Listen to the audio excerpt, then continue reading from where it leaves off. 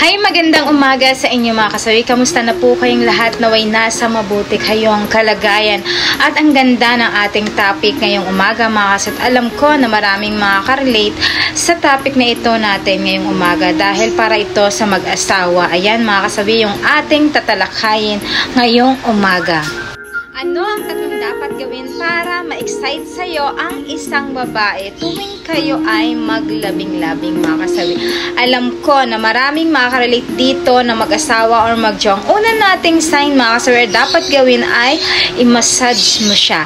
Alam mo ba mga kasawi, kapag ang isang lalaki ay nagmasahe ito sa kanyang asawa, alam mo na ito yung mas nakaka-excited. Kasi nga kapag once na ang isang lalaki ay minamassage niya ang kanyang asawa, ay mas nakaka-excite ito sa mga kababaihan, lalo na kapag unti-unti niya itong hinahaplos ang kanyang buong katawan sa pagmamassage niya, kasi mas nararamdaman naming babae ang inyong init ng inyong haplos or masahe nyo sa amin.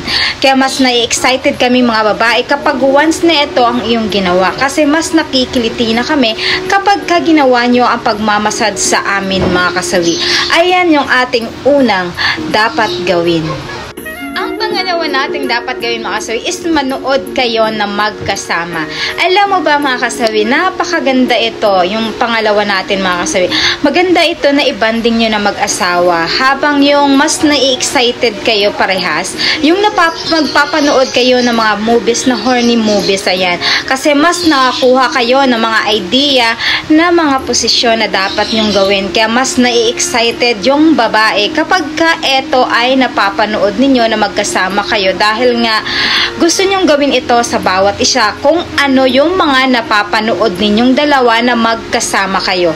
Hindi nyo ba napapansin kapag once na nagpapanood kayo ng ganito ay mas lalo kayong napapainit, ayan, napapadaman nyo yung inyong pakiramdam sa isa't isa, kasi the more na nagpapanood kayo ng ganito is nakaka-relate kayo sa inyong nararamdaman or feeling ninyo.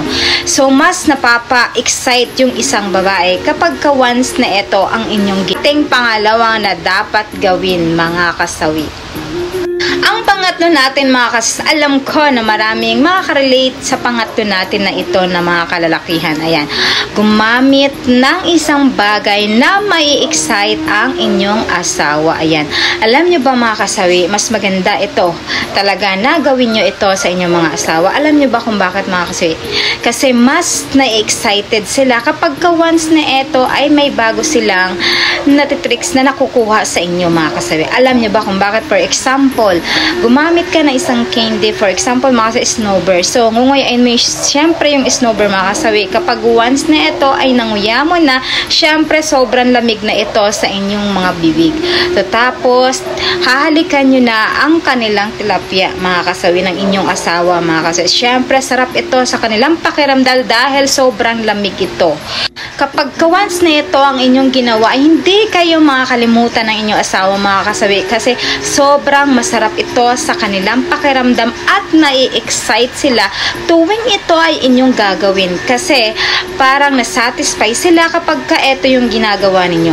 Alam nyo ba sa mag-asawa, napaka-importante ito na nagkakaroon kayo ng iba't ibang idea or dapat gawin sa inyo para at least may bago-bago na hindi kayo pagsasawaan. At higit sa lahat, hindi naman sa nila lahat na ganito yung gusto ng mga babae. Syempre may iba't iba naman kasi na babae na iba yung kagustuhan nila. Pero kapag once na ito ang ginawa nyo sa kanila, ay magugustuhan nila ito, kasi nga ang sarap nito sa kanilang pakiramdam mga kasawi. Kumbaga nagkakaroon ng bago sa mag-asawa syempre mga kasawi. At syempre ang ending niyan mga kasawi is talagang hindi nila makakalimutan kapag ito yung inyong ginawa sa kanya. So ayan yung ating pangatlo na dapat gawin. At syempre, hindi mawawala yung aking advice sa topic na ito mga kasawi. Syempre, sa lahat ng kalalakihan at kababaihan, alam nyo ba na napaka-importante ito sa bawat mag-asawa? Yung nagkakaroon kayo ng tricks or nagkakaroon kayo ng mga bagay-bagay na nalalaman sa isa't isa at ginagawa nyo sa ito sa mag-asawa. Kumbaga, gagawa kayo ng ikakasaya ng inyong asawa, kasi napaka-importante ito mga kasawi na dapat nyong gawin, kasi mas nai-excite ang bawat isa sa inyo. at malaga ito na matutunan nyo din, kasi para at least hindi magsawa ang inyong mga asawa sa inyo. Ang kahalaga nito mga kasawi is napapadama ninyo yung pagmamahal ninyo sa isa't isa.